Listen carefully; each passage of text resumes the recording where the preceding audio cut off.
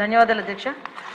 అధ్యక్ష, ఈ రాష్ట్రంలో పెరుగుతున్న అసాంఘిక శక్తులు బ్లేడ్ బ్యాచ్ల నియంత్రణ ప్రభుత్వం రూపొందించిన కార్యాచరణ ప్రణాళిక ఏమిటని అడిగారు అధ్యక్ష. రాష్ట్రంలో అసాంఘిక శక్తులు బ్లేడ్ బ్యాచ్లు నియంత్రించడానికి ఒక కార్యాచరణ ప్రణాళికను రూపొందించడం వాస్తవమే అధ్యక్ష.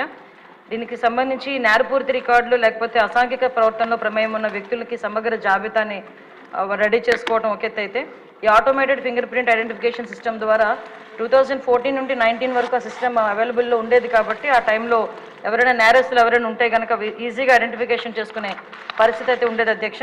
ఆ తర్వాత ఈ అసాంఘిక శక్తులు బ్లేడ్ బ్యాచ్ల అక్రమ కార్యకలాపాలు అరికట్టడానికి ఒక ప్రత్యేకమైన టాస్క్ ఫోర్స్ కూడా ఏర్పాటు చేయడం జరిగింది. అదేవిధంగా వీళ్ళని మ్యాక్సిమం ఏంటంటే రిస్ట్రిక్ట్ చేయడానికి కూడా, ఈ చెడు ప్రవర్తన బ్లేడ్ బ్యాచ్ ఎవరైతే ఉన్నారో వాళ్ళని రిస్ట్రిక్ట్ చేయడానికి కూడా ఒక వ్యవస్థ నడిపించడం జరిగింది అధ్యక్ష. అదేవిధంగా వాళ్ళు రిపీటెడ్గా చేస్తే కనుక వాళ్ళ మీద పీడీ యాక్ట్లు పెట్టడం కానీ, అదేవిధంగా రౌడీ షీట్స్ ఓపెన్ చేయడం కానీ, అదేవిధంగా ఒక సస్పెక్టెడ్ ఫెలోస్ ఎవరైతే ఉంటారో వాళ్ళ ప్లేసెస్లో తనిఖీ చేయడం కానీ, ట్రాకింగ్ కానీ, నిఘా కానీ ఇవన్నీ కూడా ఏర్పాటు చేయడం జరిగింది అధ్యక్ష. వీటన్నిటితో పాటు సోషల్ అవేర్నెస్ క్రియేట్ చేయడానికి, ఒక సొసైటీని పార్టిసిపేట్ చేయడానికి కూడా, ఇంటెలిజెన్స్ సేకరణ చేయడానికి కూడా పబ్లిక్ని పార్టిసిపేట్ చేయడం కూడా జరిగింది అధ్యక్ష.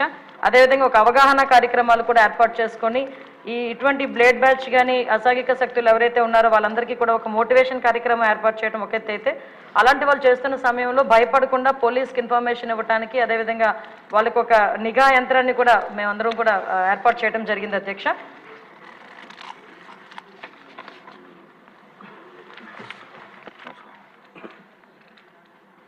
బలరామకృష్ణ గారు.